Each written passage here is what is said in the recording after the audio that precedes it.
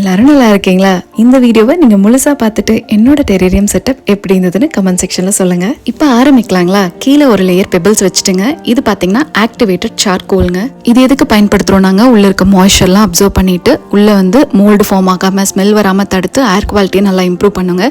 கொஞ்சம் மண்ணு கொட்டி ஒரு ஷேப் பண்ணிட்டுங்க. ஒரு ட்ரிஃப்ட் வுட் இருந்ததுங்க, அதை அப்படியே மேலால வச்சு பழைய உடஞ்சு போன மர எஃபெக்ட் கொடுத்தாச்சுங்க. அதுக்கப்புறமா பீஸ் லில்லி கீழே வச்சு அதை சுத்தி ஒயிட் கலர் பெபிள்ஸ் போட்டாச்சுங்க, நல்லா தெரியறதுக்காக. ஒரு பாறை இருந்தா நல்லா இருக்குமே, குட்டி கல்லை தூக்கி இந்த பக்கம் வச்சுட்டு அந்த பக்கம் பார்த்தா குட்டி குட்டி பெபிள்ஸ் இருந்ததுங்க. என்ன பண்ணலான்னு யோசிச்சா கீழே இருந்து மேலே குதிச்சு அங்கே போக முடியும். படிகள் வேணும் இல்லைங்க, படிகளையும் கட்டிட்டு லைட்டாக தண்ணி ஸ்ப்ரே பண்ணிக்கிட்டாங்க. ஏன்னா இனி செடிகள் வந்து வைக்கணுங்க. அதுக்கப்புறம் அந்த உள்ள ஜாடியில் பட்ட அந்த தண்ணியெல்லாம் டிஷ்யூவில் வைப் பண்ணி எடுத்துட்டு, இது ரெயின்டியர் மாஸ்ங்க, ஒரு புஷ் எஃபெக்ட் கொடுக்கட்டும்ட்டு மண்ணு மேலே ஜஸ்ட் வச்சா போதும், ஃப்ரெஷ்ஷாக இருக்கும்.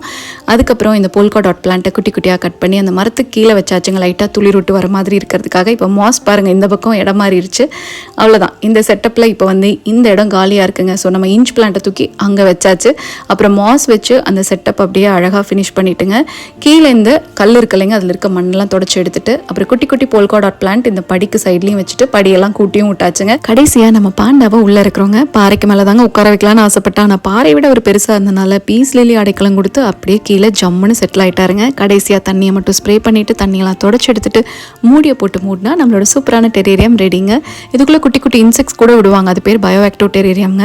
அதில் பார்த்தீங்கன்னா நம்ம அடிக்கடி க்ளீன்லாம் பண்ண வேண்டாங்க. இந்த குட்டி குட்டி இன்செக்ட்ஸே அந்த வேலையை பார்த்துட்டு அதுவும் உயிர் வாழ்ந்துக்கோங்க. சரிங்க, இந்த வீடியோ உங்களுக்கு பிடிச்சிருக்குன்னு நினைக்கிறேன். தேங்க்ஸ் ஃபார் வாட்சிங்.